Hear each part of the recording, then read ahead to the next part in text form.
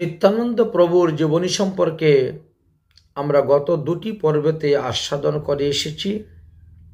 এখন আমরা তৃতীয় পর্বে প্রবেশ করলাম। নিত্যানন্দ প্রভুর বয়স যখন 12 বৎসর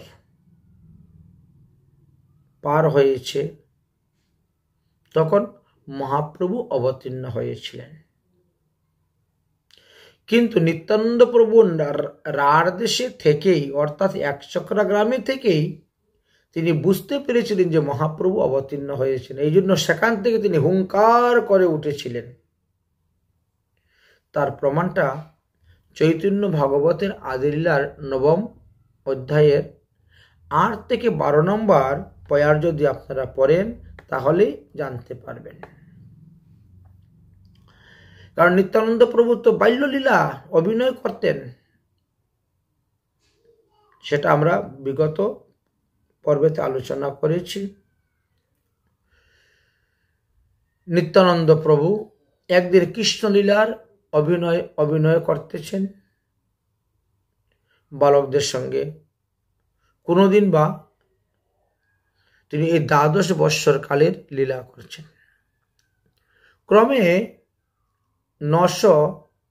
892 বঙ্গাব্দেতে ফাল্গুনী পূর্ণিমা তিথিতে মহাপ্রভু জগন্নাথ মিশ্রের পুত্ররূপে অবতীর্ণ হইলে তখন নিত্যানন্দ প্রভু রাঢ় দেশে একচক্রা গ্রামে থেকে হরিধ্বনি করে হুঙ্কার দিয়ে উঠিলেন। নিত্যানন্দ প্রভুর সেই হরিধ্বনির হুঙ্কার নবদ্বীপে এসে মহাপ্রভুর কানের মধ্যে পৌঁছেছিল।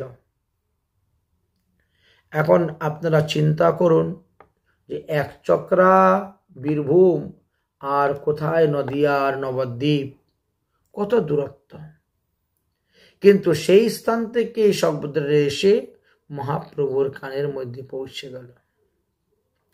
যেই দিন জন্মিলা নবদ্বীপে গৌরচন্দ্র, রাঢ় দেশে থাকি হুঙ্কার করিলা নিত্যানন্দ। সেই হুঙ্কারের শব্দে সমস্ত সংসার যেন মূর্ছাগ্রত প্রায় হয়ে গেল। কেহ বলে, ওরে বাবা, এত বড় বজ্রপাত হয়েছে, এর আগে তো কখনো শুনিনি তো শব্দ। কেহ বলে চন্দ্রগ্রহণ লেগেছে বলে মনে হয় রাহু গর্জন করতেছে রে, তাই রাহুর গর্জন শোনা যাচ্ছে। এই মতো সর্বলোকে নানা কথা গায়। নিত্যানন্দ কেহ নাহি না চিনে মায়ায়, কিন্তু নিত্যানন্দ প্রভুর তত্ত্ব তারা জানতে পারলেন না। যারা দীর্ঘ 12 বৎসর ধরে নিত্যানন্দ প্রভুর সঙ্গে আছেন তারাও নিত্যানন্দ প্রভুকে ঈশ্বর তত্ত্ব বলে জানতে পারলেন না, চিনতে পারলেন না। কারণ ঈশ্বর যাকে কৃপা করে না জানায় তিনি জানবেন কেমন করে? আর তাছাড়া নিত্যানন্দ প্রভুর কাছে তো বৈষ্ণবী মায়া, বৈষ্ণবী মায়ার দ্বারা সবাইকে তিনি ভুলিয়ে রেখেছেন, তাই কেউ নিত্যানন্দ প্রভুকে বুঝতে পারল না, তার মায়াটাও বুঝতে পারে নাই। এদিকে আড়াই পণ্ডিত এবং পদ্মাবতী সর্বদা নিত্যানন্দ প্রভুকে চোখে চোখে রাখেন, কারণ তারা 6টি সন্তানকে হারিয়েছেন, 6টি পুত্র তাদের মারা গিয়েছে। এখন নিত্যানন্দই হলো তাদের নয়নের নীলমণি, নিত্যানন্দ প্রভুই হলেন তাদের বংশের সলতা, শিবরাত্রির সলতা। নিত্যানন্দ প্রভুকে এখন তারা আর হারাতে চান না। এই নয়নের পুতুলি, এত একটি মাত্র পুত্র বংশধর রূপে আছে, তাই তাকে সর্বদা তারা দেখে রাখেন। তিল মাত্র নিত্যানন্দ না দেখিলে মাতা, যুগ প্রায় হেন বাসে ততোধিক পিতা। যদি ক্ষণকাল সময় না দেখতে পান তাহলে মনে করেন কতদিন হয়ে গেল নিত্যানন্দকে দেখি নাই, যেমন যুগ মনে করতেন।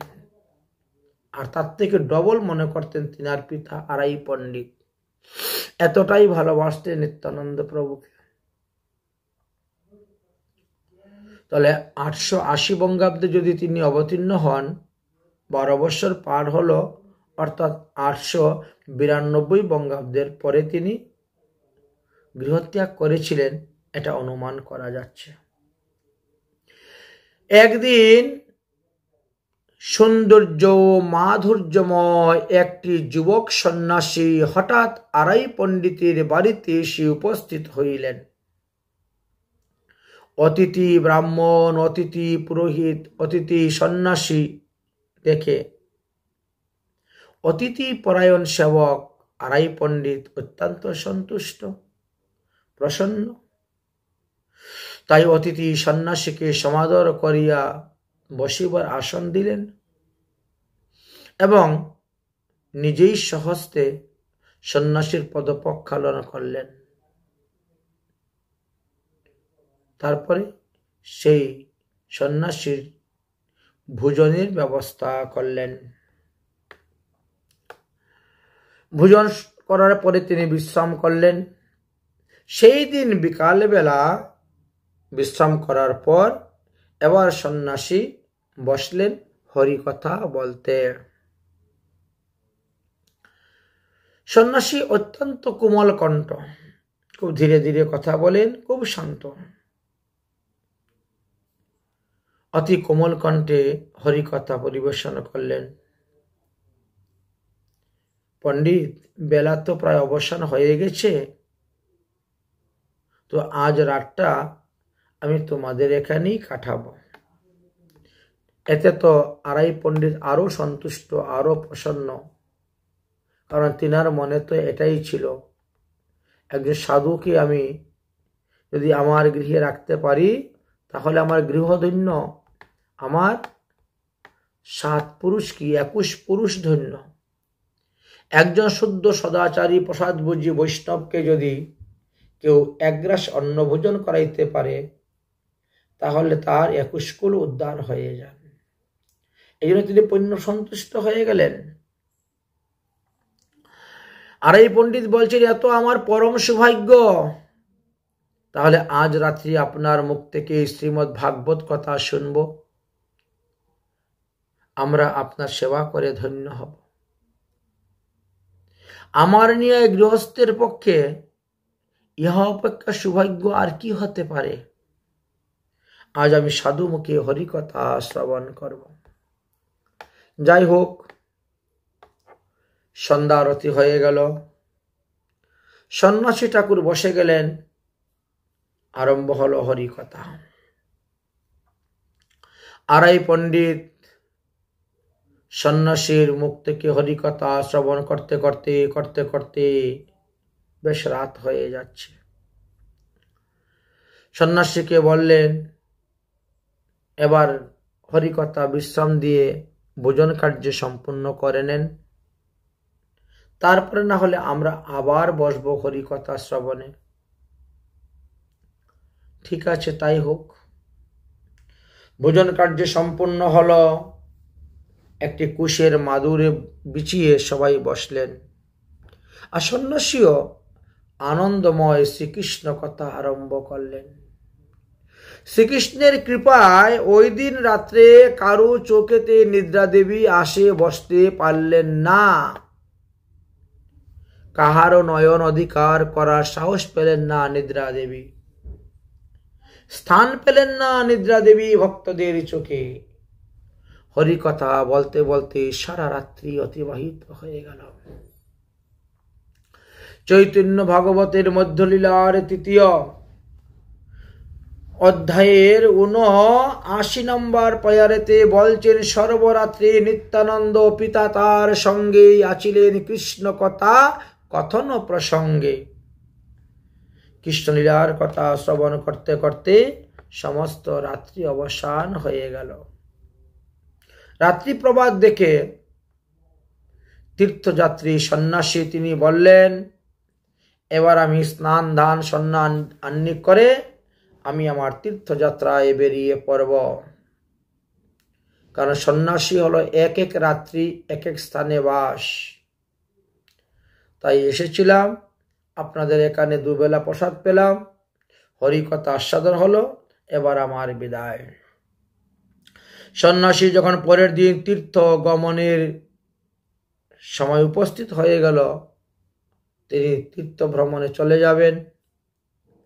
তখন আরাই পণ্ডিত পদ্মাবতী দেবী, এই নাভা দেবী এসে, পদ্মাবতী দেবী এসে প্রণাম করলেন। ব্রাহ্মণ দম্পতি প্রণাম করে কাঁদতে শুরু করে দিয়েছে, কারণ তাদের সুখের নিশি প্রভাত হইয়া গিয়াছে। সন্ন্যাসী বললেন, হে পণ্ডিত, আপনারা কেঁদো না, ধৈর্য ধারণ করো। আমি একজন উদাসীন, আমার কোনো ঘর নেই, কোনো বাড়ি নেই, কোনো মঠ নেই, মন্দির নেই। সর্বত্র আমি শুধু ভ্রমণ করিয়ে বেড়াই এবং একাই সর্বত্র ভ্রমণ করি, সঙ্গে কাউকে রাখি না। এই জন্যই আমি যখন যেখানে খুশি সেখানে থাকতে পারি। কিন্তু এখন আমার শরীরটা বড় অসুস্থ, আমি বাকি তীর্থ ভ্রমণ করতে একা যেতে ভয় পাচ্ছি। তাছাড়া আমার যে বেডিং পত্র, ব্যাগ ইত্যাদি বহন করে নিতেও আমার বড্ড কষ্ট হচ্ছে। তাই তোমার কাছে একটা বস্তু আমি প্রার্থনা করিব, সেটা কি তুমি আমাকে পূর্ণ করিয়া দিবে? সেই বস্তুটা কি তুমি আমাকে দান করবে? আরাই পণ্ডিত বলছেন, আমি দরিদ্র ব্রাহ্মণ, আপনার প্রার্থনা পূর্ণ করার মতো কি আমার শক্তি আছে? তো সন্ন্যাসী বলছেন, তোমার সেই শক্তি আছে বলেই তো আমি তোমার নিকটে ভিক্ষা চাইতেছি।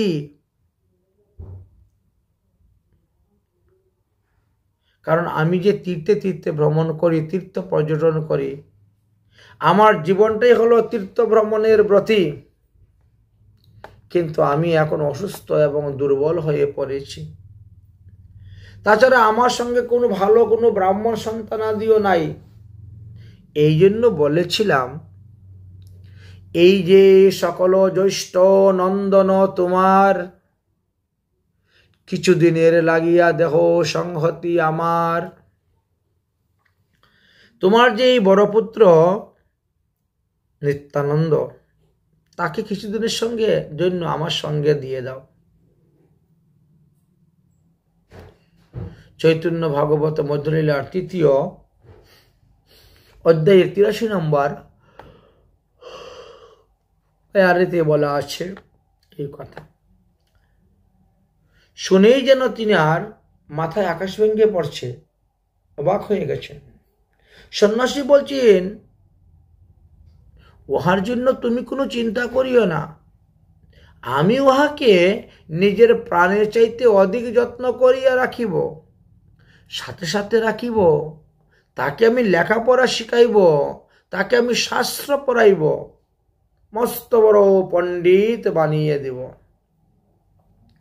সন্ন্যাসীর কথা শুনে আরাই পণ্ডিতের মাথায় যেন বজ্রপাত হয়ে গেল। তিনি জাগরণ অবস্থায় শুনছেন না স্বপ্নে দেখতেছেন, কিছুই বুঝতে পারছেন না। হ্যাঁ না কোনো কথাই তিনি বললেন না। অবনত মস্তকে সন্ন্যাসীর চরণের দিকে তাকিয়ে তাকিয়ে ভাবছেন, আহা, এবার কি করি আমি? এই সন্ন্যাসী তো আমার প্রাণ ভিক্ষা চেয়ে নিয়েছে।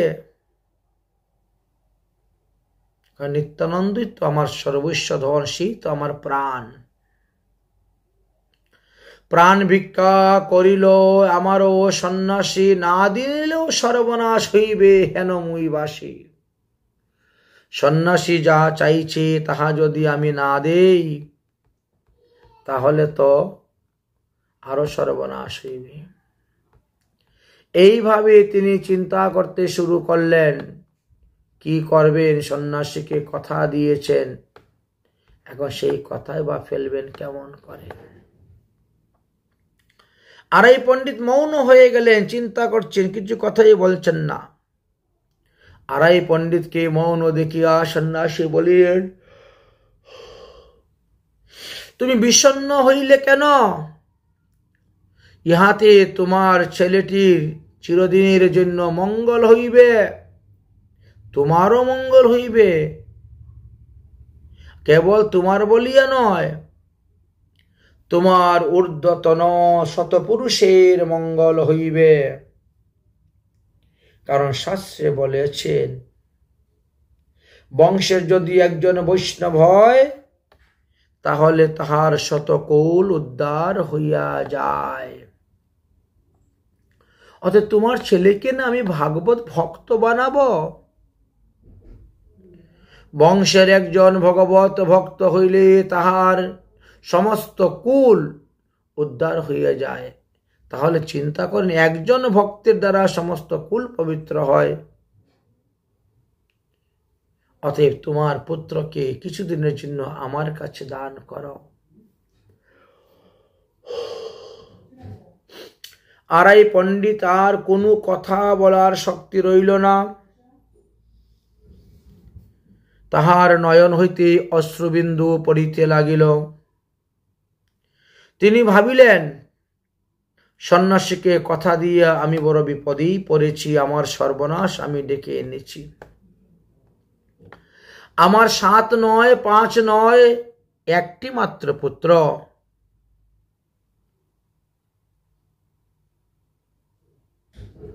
আর এত পুত্র নয়, এত সাক্ষাৎ আমার আত্মা।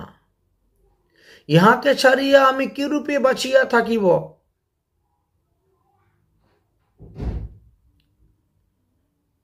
তখন আরাই পণ্ডিত চিন্তা করছেন, রাম অবতারে ভগবান রামচন্দ্র গুরুকুল থেকে আসার পরে দশরথের কাছে এসে উপস্থিত হলেন বিশ্বামিত্র মুনি। তিনিও রাম লক্ষ্মণকে চেয়েছিলেন তারকা রাক্ষসীকে বধ করতে। আর আজ এই সন্ন্যাসী এসেছে আমার পুত্রকে নিয়ে যাবে, আমাকে বধ করতে। চৈতন্য ভাগবত মধ্যলীলার 3য় অধ্যায়ের 88 নম্বর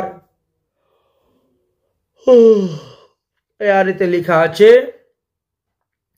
রামচন্দ্র পুত্র দশরথের জীবন পূর্বে বিশ্বামিত্র তারে করিল যাচন। আজ সেই অবস্থা দেখি আমার গৃহেতে এসে উপস্থিত হয়েছে, সেই অবস্থা দেখি আমার জীবনে এসেছে। এ যে আমার অন্ধের নয়ন, এ যে আমার বার্ধক্যের যষ্টি, এ যে আমার প্রাণের প্রাণ, আমার আত্মার আত্মা। ইহাকে ছাড়িয়া দিলে এই দেহের জীবন থেকে কি লাভ হইবে? আমি কখনো তাকে ভাবতেই পারি নাই যে সন্ন্যাসী এত বড় বস্তু আমার কাছে চাইবেন। সেই তো বৃত্তান্ত আজ হইল আমার এ ধর্ম সংকটে, কৃষ্ণ রক্ষা কর মুরে। ভগবানের চরণে শরণাপন্ন হচ্ছেন। সন্ন্যাসী বলিলেন, পণ্ডিত মশাই, তুমি তো একজন ধার্মিক। আরাই পণ্ডিত, তুমি তো বুদ্ধিমান, নিত্যানন্দ বিষয়ে তোমার যথেষ্ট জ্ঞান আছে। তুমি কি জানো না যে আমাদের গৃহটা নশ্বর, আমাদের এই শরীরটা নশ্বর, চিরদিন কেউ বেঁচে থাকে না। আচ্ছা, তোমাকে একটা কথা বলি, যে তুমি যে কাঁদতেছ, আচ্ছা হঠাৎ যদি এখন তোমার পুত্র পরে মারা যায়, তাহলে তুমি কি তাকে ঠেকাইতে পারবে, বাঁচাইতে পারবে, রক্ষা করতে পারবে? পারবে না। এই জন্যই তুমি বৃথা চিন্তা করিতেছ কেন? তাহলে চিন্তা করারও দরকার নেই। আরাই পণ্ডিত কোনো কথা না বলে চিন্তা করিতে লাগিলেন। কিভাবে?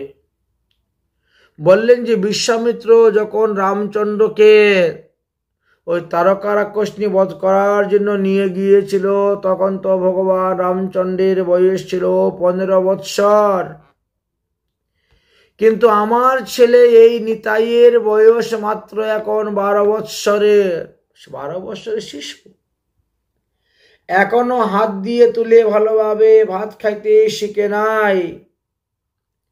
এই দুধের শিশু কি করিয়া সন্ন্যাসীর সঙ্গে যাবে? কি করিয়া সন্ন্যাসীর হাতে আমি ছেড়ে দিব? আমার ছেলে নিতাই কি এত রাস্তা, এত পথ হাঁটতে পারবে? এত রাস্তা পরিক্রমা করতে পারবে? সন্ন্যাসী কি আমার ছেলের যত্ন নিবে? কত চিন্তা মনের মধ্যে আসছে।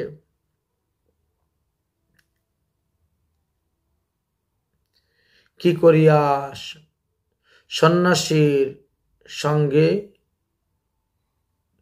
কঙ্কর কণ্টকময় কঠিন পাথর দিয়ে বিচরণ করানোর জন্য ছেলেদেরকে অনুমতি দিব? ক্ষুধায় তৃষ্ণায় কাতর হলে কি এই সন্ন্যাসী তাকে জল দিবে? ক্ষুধাতে যদি অন্নদান করে, তৃষ্ণাতে জল দান করে, তবুও তো ছেলেটা বাঁচবে। কত রকম চিন্তা করছেন। আর নিত্যানন্দ প্রভু গৃহ ত্যাগের জন্যই তিনি এই সন্ন্যাসীকে আনয়নের ব্যবস্থা করেছিলেন। আজ যেন আড়াই পণ্ডিতের মাথার মধ্যে উভয় সংকট এসে পড়েছে। আড়াই পণ্ডিত মনে মনে ভাবলেন যে কিভাবে কি করবেন, কি করতে গিয়ে কি হয়ে গেল, কি ভাবতে গিয়ে কি হয়ে গিয়েছিল। একমাত্র স্নেহময় পিতা তাহা বুঝতে পারবেন, অন্য কেউ বুঝতে পারবে না।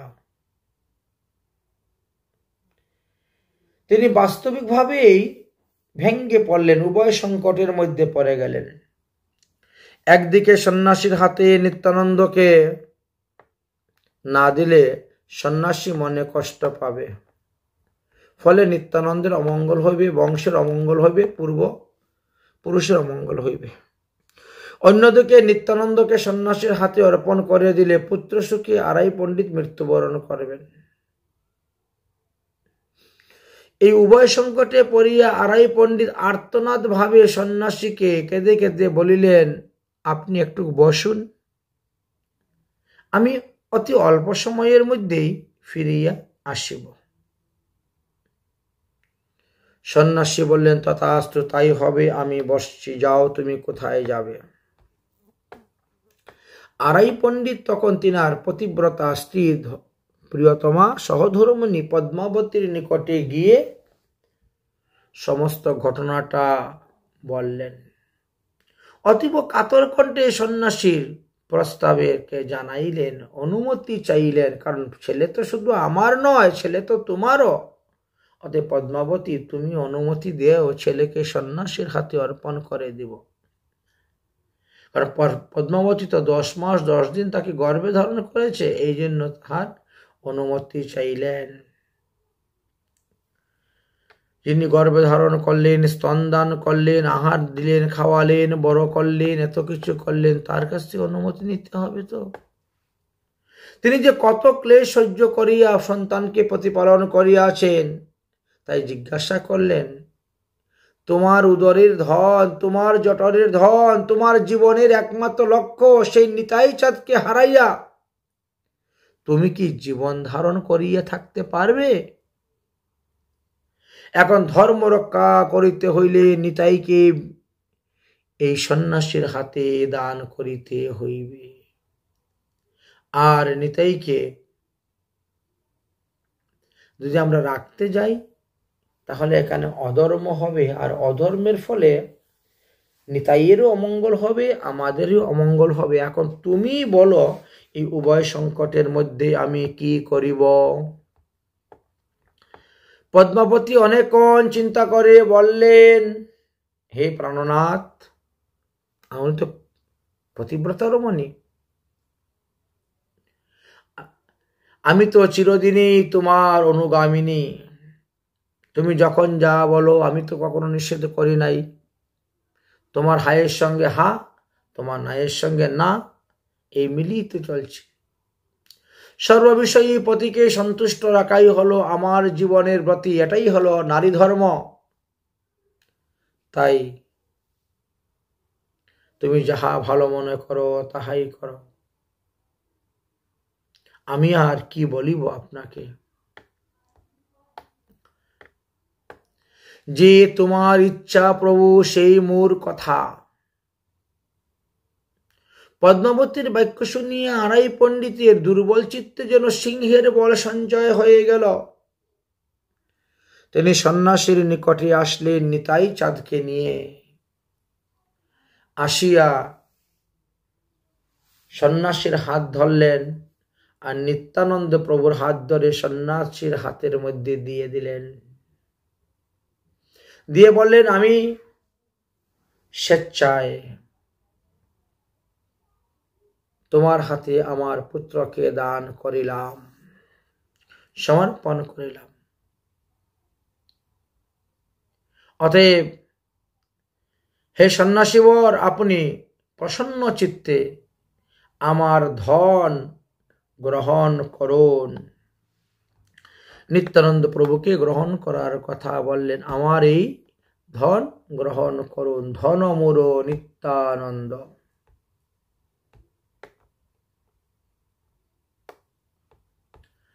সন্ন্যাসী স্বস্তি স্বস্তি স্বস্তি বলে বৃণী অস্মিন বৃণী অস্মিন বৃণী অস্মিন বলে গ্রহণ করলেন। সন্ন্যাসী নিত্যানন্দকে ধরে বুকের মধ্যে নিয়ে কারো আলিঙ্গন করলেন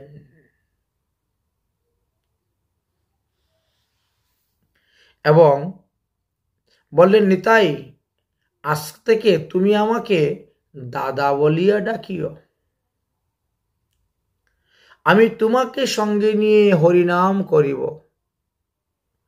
তীর্থে তীর্থে বেড়াইব, ঠাকুর দর্শন করবে, বিগ্রহ দর্শন করবে, মন্দির দর্শন করবে, কত সাধু শান্ত মহাত্মা দর্শন করবে, তীর্থবাসী সাধুদেরকে দর্শন করিবে। ইহা অপেক্ষা এই পৃথিবীতে আনন্দের আর কিছু নাই। যাও নিত্যানন্দ, পিতামাতার চরণে প্রণাম করে তাদের কাছ থেকে বিদায় নিয়ে আসো। আমরা এখন অনেক দূর যেতে হবে তীর্থ ভ্রমণ করতে গেলে। নিত্যানন্দ প্রভু শেষবারের মতন মাতা পিতাকে দণ্ডবত প্রণাম করে বিদায় নিতে গেলেন। নিত্যানন্দ সন্ন্যাসীর আদেশে পিতামাতার চরণে যখন প্রণতি হইলেন, তাহাদের সেই পুঞ্জীভূত স্নেহ বিগলিত অশ্রু, সে জল নয়ন ধারা অবিশ্রান্ত ভাবে পড়তে শুরু করল। নিত্যানন্দ প্রভুর মস্তকে পতিত হইতে লাগিল। পদ্মাবতী নিত্যানন্দকে শেষবারের মতন বক্ষে জড়িয়ে ধরলেন, মুখচুম্বন করিলেন। নিত্যানন্দকে লইয়া নিজ পূজিত ঠাকুর ঘরের ভিতরে গেলেন। শ্রী ঠাকুরের দ্বারদেশে প্রণাম করে ঠাকুরের কাছে প্রার্থনা করছেন, হে দয়াময় হরি, আমার এই ছেলে সন্ন্যাসীর হাতে অর্পণ করিয়াছি, সন্ন্যাসী তাকে নিয়ে তীর্থ ভ্রমণ করতে যাচ্ছে। তুমি আমার ছেলেকে সর্বদা সর্বকালে সর্ব অবস্থায় সর্বদিক থেকে রক্ষা করিও। পথে ঘাটে মাঠে জলে স্থলে নগরে প্রান্তে পাহাড়ে পর্বতে আমার জীবনের জীবনকে তুমি রক্ষা করিও, তুমি রক্ষা করিও। তারপরে পদ্মাবতী সন্ন্যাসীর হাতে নিত্যানন্দ প্রভুকে অর্পণ করিলেন। এইভাবে নিত্যানন্দ প্রভু গৃহত্যাগ করেছিলেন। নিত্যানন্দ সঙ্গে চলিলেন সন্ন্যাসী বর, হেন মতে নিত্যানন্দ ছাড়িলেন ঘর। নিত্যানন্দ প্রভুর গৃহত্যাগ হয়ে গেল। মুহূর্তের মধ্যেই চতুর্দিকে সংবাদ পৌঁছে গেছে। আর তখন নিত্যানন্দ প্রভুর খেলার সাথী যারা ছিল সখাগণ, তারা সবাই ধেয়ে আসতে শুরু করলেন। গ্রামের প্রতিবেশীগণ সবাই এসে আড়াই পণ্ডিতের বাড়িতে সমাবেত হয়েছেন। নিত্যানন্দ প্রভুর খেলার সাথীগণ তারা এসে জিদ করে ধরে বসল, নিত্যাইকে আমরা যেতে দিব না। যেভাবে অক্রূর যখন শ্রীকৃষ্ণকে নিয়ে গোকুল হইতে, নন্দগ্রাম হইতে মথুরার দিকে রওনা হয়েছিলেন, ব্রজগোপীরা এসে বললেন আমরা কৃষ্ণকে মথুরায় যেতে দিব না। ঠিক তেমনি ভাবে আজ এখানে নিত্যানন্দকে কেউই যেতে দিবে না। নিত্যানন্দ প্রভু তখন তাদেরকে মধুর বাক্যের দ্বারা বুঝাইলেন, আমি কিছুদিন পরে ফিরে আসব, এই সাধু বাবা সুস্থ হলেই আমি ফিরে আসব। ইনি অসুস্থ বলে ইনার সেবা করার জন্য যাচ্ছি।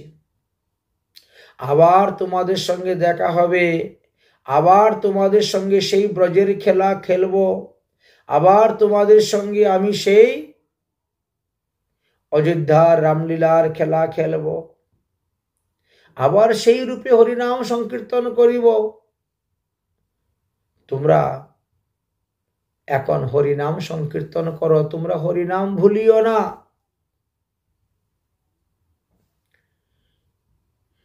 যা কিছু আছে সকলেই হরিনামের দ্বারাই মিলবে। অতএব যাওয়ার সময় আমিও তোমাদেরকে অন্তিম উপদেশ দিচ্ছি, সকলে মিলিয়া হরিনাম সংকীর্তন করো, তাহলে তোমরা আবার আমাকে পাইবে, তোমাদের সঙ্গে আবার আমার দেখা হইবে।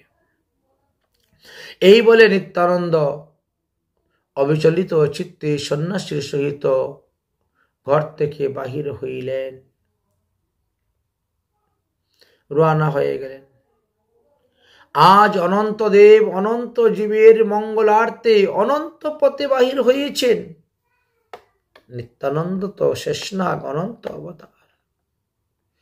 নিত্যানন্দ উন্মুক্ত বিলাস প্রাণে আজ সংকীর্ণতার বন্ধন হইতে মুক্ত হইয়া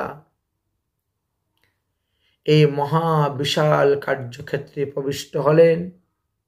সেই কার্য হল হরিনাম প্রেম প্রচার করা। তীর্থ ভ্রমণের ছলে তিনি রওনা হলেন আর হরি নাম প্রেম প্রচার করতে আরম্ভ করলেন। অনন্ত দেব আজ প্রকৃতপক্ষেই অনন্তকে আপন করিয়া লইলেন। হেনমতে গৃহচারী নিত্যানন্দ রায় সানুভাবানন্দে তীর্থ ভ্রমিয়া বেড়ায়। এই তো নিত্যানন্দ প্রভু বেরিয়ে গেলেন। আচ্ছা, জানা যায় যে কিছু দূর যাওয়ার পরে সেই সন্ন্যাসী বললেন, আমার কাজ ছিল তোমাকে গৃহত্যাগ করানো, আমি তোমাকে গৃহত্যাগ করিয়ে নিয়ে আসলাম, এবার তুমিও আমার মতো সন্ন্যাস অবধূত বেশ ধারণ করে আর তুমি তীর্থে তীর্থে ভ্রমণ করো, আমি আমার জন্য অন্য তীর্থে যাচ্ছি, তুমি তোমার জন্য অন্য তীর্থে যাও। একসঙ্গে দুজন আর ঘোরার দরকার নেই। কেউ কেউ বলেন যে মহাপ্রভুর বড় ভাই যে বিশ্বরূপ সন্ন্যাস নিয়েছিলেন, তিনি এসেছিলেন, এসে নিত্যানন্দকে গৃহ থেকে বের করে দিয়ে গেলেন। আর কেউ কেউ বলেন যে নিত্যানন্দ প্রভুর দেহের মধ্যে সেই বিশ্বরূপ অর্থাৎ শচীর জ্যৈষ্ঠ পুত্র, জগন্নাথের জ্যৈষ্ঠ পুত্র বিশ্বরূপ প্রবেশ হয়ে গেলেন। দুই অঙ্গে তখন এক অঙ্গ হয়ে গেল, যার কারণে এরপরে আর কেউ মহাপ্রভুর বড় ভাই বিশ্বরূপকে তো কেউ দেখতে পায় নাই, সে কখনো বাড়ি ফিরে আসেও নাই, কেউ দেখেও নাই। তাহলে তিনি গেলেন কোথায়? তিনি নিত্যানন্দ প্রভুর অঙ্গে প্রবেশ করেছিলেন। শচী মাতা যখন নিত্যানন্দ প্রভু 20 বৎসর তীর্থ ভ্রমণ করার পরে নবদ্বীপে আসেন, শচী মাতা তখন তাকে দেখেন যে এ তো আমার বিশ্বরূপ। এই জন্য নিমাইকে বলছিলেন, নিমাই তুই তাকে কিন্তু দাদা বলি ডাকবি। কিছু কিছু প্রমাণ এইভাবে পাওয়া যায়। যাই হোক, নিত্যানন্দ প্রভুর এখন গৃহত্যাগ বিষয়ে আলোচনা করলাম। হেনমতে গৃহচারী নিত্যানন্দ রায় সানুভাবানন্দে তীর্থ ভ্রমিয়া বেড়ান। আচ্ছা, নিত্যানন্দ প্রভু তীর্থ ভ্রমণে চলে গেলে এদিকে মাতা পিতার অবস্থা কি, আরাই পণ্ডিত আর পদ্মাবতীর অবস্থাটা কি হয়েছিল, সে কথাই একটু বর্ণন করব। নিত্যানন্দ প্রভু বিদায়ে আবাল বৃদ্ধ নরনারী কেউ নয়নের জল সংবরণ করে রাখতে পারেন নাই।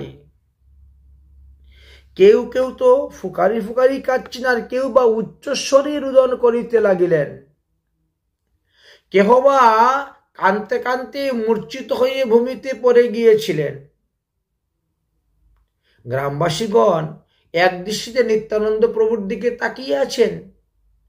যতদূর পর্যন্ত চোখের দৃষ্টি যাচ্ছে ততদূর পর্যন্ত গ্রামবাসীরা, নরনারীগণ, বালক বৃদ্ধগণ সকলেই অপলক নেত্রে চাকিয়ে আছেন নিত্যানন্দ প্রভুর দিকে। এদিকে আরাই পণ্ডিতের গৃহে যে কি দশা ঘটেছিল তাহা আমার ক্ষুদ্র মস্তিষ্কে, ক্ষুদ্র বুদ্ধিতে আর দুর্বল লিখনিতে প্রকাশ করার যোগ্য ছিল না বলে আমার এই পাণ্ডুলিপিতে লিখলাম না। তাই ব্যাস অবতার শ্রী চৈতন্য ভাগবত যে রচনা করে গিয়েছেন সেইখানে কিন্তু এর তত্ত্ব কিছুটা আলোচনা করে গিয়েছিলেন। এই জন্য চৈতন্য ভাগবত গ্রন্থের থেকে আপনাদেরকে শোনাচ্ছি। নিত্যানন্দ গেলেন মাত্র আরাই পণ্ডিত ভূমিতে পড়িলা, বিপ্র হইয়া মূর্ছিত। যেমন দশরথ, ভগবান রামচন্দ্র চলে যাওয়া দশরথের মৃত্যু হয়েছিল, ঠিক তেমনি ভাবে নিত্যানন্দ প্রভু যখন চলে গেলেন তখন আরাই পণ্ডিত অজ্ঞান হয়ে গেলেন, মূর্ছিত হয়ে পড়লেন। যে বিলাপ, যে ক্রুন্দন করিল এ কথা কেউ বর্ণন করার মতো নয়। যে বিলাপ ক্রুন্দন করিল কোন জনে, বিধরে পাষাণ্ড কাষ্ঠ তাহার শ্রবণে, মানে প্রাণ ধরে রাখার মতো নয়। পাথর ফেটে যাচ্ছে, কাঠ ফেটে যাচ্ছে, পাষাণ কাষ্ঠ সব ফেটে যাচ্ছে।